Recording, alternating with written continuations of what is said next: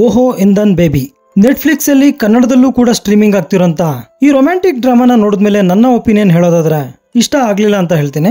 ನೀವು rom com genre ನ ಸಿನಿಮಾಗಳನ್ನ ಇಷ್ಟಪಡೋರಾದ್ರೆ ಈ ಸಿನಿಮಾನ ಒಂದ್ಸಲ ಟ್ರೈ ಮಾಡಬಹುದು. ತಮಿಳು ನಟ ವಿಷ್ಣು ವಿಶಾಲ್ ಅವರು ಈ ಸಿನಿಮಾನ ಪ್ರೊಡ್ಯೂಸ್ ಮಾಡಿ ಒಂದು ವಿಶೇಷ ಪಾತ್ರದಲ್ಲೂ ಕೂಡ ನಟಿಸಿರ್ತಾರೆ. ಇವರ ತಮ್ಮನಾದ ರುದ್ರ ಅವರು ನಾಯಕನಾಗಿ ನಟಿಸಿರ್ತಾರೆ. ಸಿನಿಮಾದ ಕಥೆಯಲ್ಲಿ ಹೊಸತನ ಏನಿಲ್ಲ. ನಾವು ಈಗಾಗಲೇ ಸಾಕಷ್ಟು ಸಿನಿಮಾಗಳಲ್ಲಿ ನೋಡಿರೋದೆ. ಹೋಗ್ಲಿ ಅದನ್ನ ಎಂಟರ್ಟೈನಿಂಗ್ ಆಗಾದ್ರೂ ಹೇಳಿದಾರ ಅಂದ್ರೆ ಅದು ಕೂಡ ಇಲ್ಲ. ಇಲ್ಲಿ ಕಾಮಿಡಿ ಇದ್ರೂ ಕೂಡ ಅದು ನಮಗ್ ನಗು ಬರ್ಸಲ್ಲ.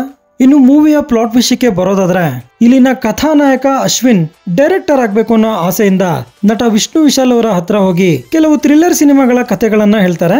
ಆದ್ರೆ ವಿಷ್ಣು ವಿಶಾಲ್ ಅವರು ಈಗಾಗಲೇ ನಾನು ಸಾಕಷ್ಟು ಥ್ರಿಲ್ಲರ್ ಸಿನಿಮಾಗಳನ್ನ ಮಾಡಿದ್ದೀನಿ, ಯಾವ್ದಾದ್ರು ಹೊಸ ರೀತಿಯ ಲವ್ ಸ್ಟೋರಿಗಳಿದ್ರೆ ಹೇಳು ಅಂತ ಹೇಳ್ತಾರೆ. ಆಗ ಅಶ್ವಿನ್ ತನ್ನ ಸ್ಕೂಲ್ ಲೈಫ್ ಇಂದ ಇಲ್ಲಿವರೆಗೂ ನಡೆದಂತ ಎಲ್ಲಾ ಲವ್ ಸ್ಟೋರಿಗಳನ್ನ ಒಟ್ಟುಗೂಡಿಸಿ ಒಂದು ಕಥೆಯನ್ನ ಹೇಳ್ತಾರೆ. ಆ ಕಥೆ ವಿಷ್ಣು ವಿಶಾಲ್ ಅವ್ರಿಗೂ ಕೂಡ ಇಷ್ಟ ಆಗುತ್ತೆ. ಮುಂದೆ ಇವರಿಬ್ರು ಸೇರಿ ಸಿನಿಮಾ ಮಾಡಿದ್ರ ಇಲ್ವಾ ಹಾಗೂ ಅಶ್ವಿನ್ ನ ಲವ್ ಸ್ಟೋರಿ ಸಕ್ಸಸ್ ಆಯ್ತಾ ಇಲ್ವಾ ಅನ್ನೋದೇ ಈ ಸಿನಿಮಾದ ಸ್ಟೋರಿ. ಈ ಸಿನಿಮಾ ಅಲ್ಲಲ್ಲಿ ನಮ್ಮ ಲವ್ ಮಾಕ್ಟೇಲ್ ಸಿನಿಮಾನ ನೆನಪು ಮಾಡ್ತು. ಇಲ್ಲಿ ಬಂದಂತ ಯಾವ ಲವ್ ಸ್ಟೋರಿ ಕೂಡ ಪ್ರೇಕ್ಷಕರಿಗೆ ಕನೆಕ್ಟ್ ಆಗೋದೇ ಇಲ್ಲ. ಈ ಲವ್ ಸ್ಟೋರಿ ಜೊತೆಗೆ ಫ್ಯಾಮಿಲಿ ಎಮೋಷನ್ಸ್ ನ ಕೂಡ ಆಡ್ ಮಾಡಿದ್ದಾರೆ, ಅದು ಕೂಡ ಕನೆಕ್ಟ್ ಆಗಲ್ಲ. ಸಿನಿಮಾಟೋಗ್ರಫಿ ತುಂಬಾ ಸುಂದರವಾಗಿದೆ. ಇಲ್ಲಿ ಬಳಸಿದಂತ ಲೈಟಿಂಗ್ ಕೂಡ ತುಂಬಾ ಚೆನ್ನಾಗಿತ್ತು. ಮೂವಿನ ಒಳ್ಳೊಳ್ಳೆ ಲೊಕೇಶನ್ಸ್ ಅಲ್ಲಿ ಶೂಟ್ ಮಾಡಿದ್ದಾರೆ.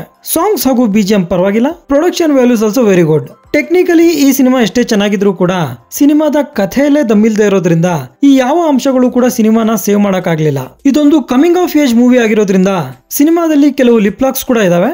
ಆ ಕಾರಣದಿಂದ ಸಿನಿಮಾನ ಫ್ಯಾಮಿಲಿ ಜೊತೆ ನೋಡದೇ ಇರೋದೇ ಒಳ್ಳೇದು. ಮೂವಿನ ಅಲ್ಲಲ್ಲಿ ಫಾರ್ವರ್ಡ್ ಮಾಡ್ಕೊಂಡು ಹೆಂಗೋ ಕಂಪ್ಲೀಟ್ ಮಾಡಿದೆ.